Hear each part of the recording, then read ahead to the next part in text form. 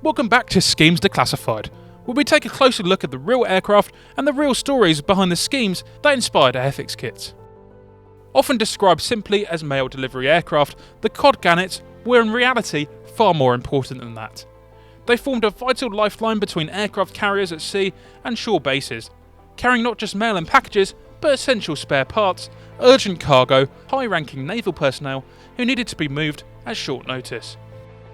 Normally flown by a crew of 2, a third seat was available for an approved passenger. And while VIP transport was a key responsibility, many crews will tell you that returning to the carrier loaded with mail and supplies was just as important, keeping morale firmly on side.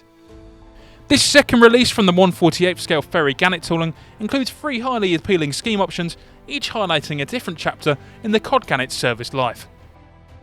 Scheme A is a Fairey Gannet COD.4 XA454 from number 849 Naval Air Squadron HMS Hermes 1969. The Fairey Gannet has never been accused of conventional good looks. For some it remains an acquired taste. Its more colourful nicknames were usually inspired by noise rather than appearance, thanks to the double mamber engine which when running at high power earned the aircraft the description of being a converter of kerosene to noise. Despite this, the Gannet was almost universally held in great affection. Production was split between Fairey Hayes factory and Heaton Chapel Stockport, with aircraft test flown from White Waltham and Manchester Ringway respectively.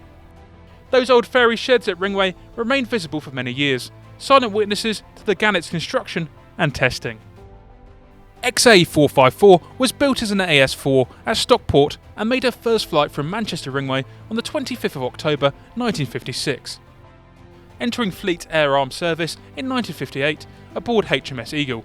She was later converted to COD.4 standard at Leon Solent as the Navy began phasing out the Gannet's anti-submarine role. She served with 849 Naval Air Squadron operating from HMS Centaur, HMS Victorious and finally HMS Hermes, arriving there in 1965.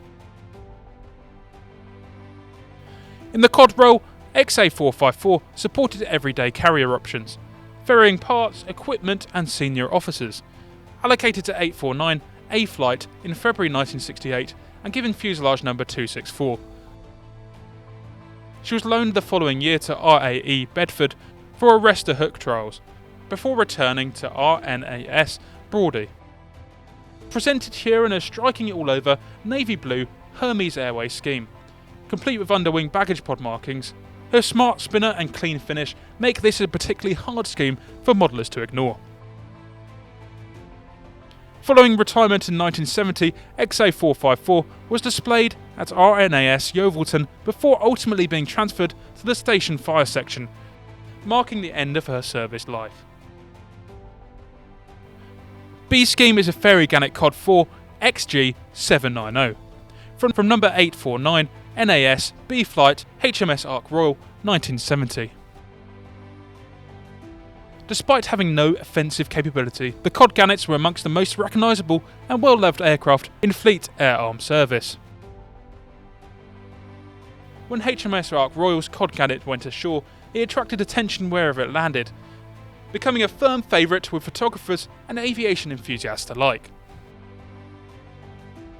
Fairey's distributed manufacturing system saw components produced at Hayes, Hamble and Stockport with final assembly at Manchester Ringway and Northolt. Aircraft completed at Ringway conducted test flying there, while Northolt built airframes usually tested at White Waltham. Technically advanced and exceptionally robust, the Gannet was ideally suited to carrier operations. Its height gave pilots an excellent view of the deck, with eye level almost matching that of the deck control tower. The double mamber engine provided ample power for wave-offs and go-arounds, while the ability to shut down one engine gave impressive loitering capability. XG790 made her first flight on the 22nd of January 1957, entering Fleet Air Arm service the following month. Originally built as an AS4, she was later converted to COD.4 standard and assigned to 849 B Flight aboard HMS Ark Royal. Ark Royal's Gannets were typically the first aircraft airborne each day and the last to recover, underlining their importance. This aircraft wears a particularly striking scheme, including the B-Flight diamond marking beneath the cockpit, along with distinctive nose and tail stripes that reflect just how cherished these aircraft were by their crews. Despite her elegance, XG790 met a grim end, being used as a target aircraft on the Tain weapon ranges in northern Scotland after her retirement. Scheme C is a Fairey Gannet AS4 COD.4 XA430, Flag Officer Aircraft Carriers 1965. The COD Gannet's VIP role is highlighted perfectly by this scheme. XA430 was assigned to the carrier hosting the commander of the carrier strike group, during this period believed to be Rear Admiral Sir Hugh Richard Bennis-Janvrin. This earlier fleet air arm scheme predates the all-over navy blue finishes seen on later COD Gannets.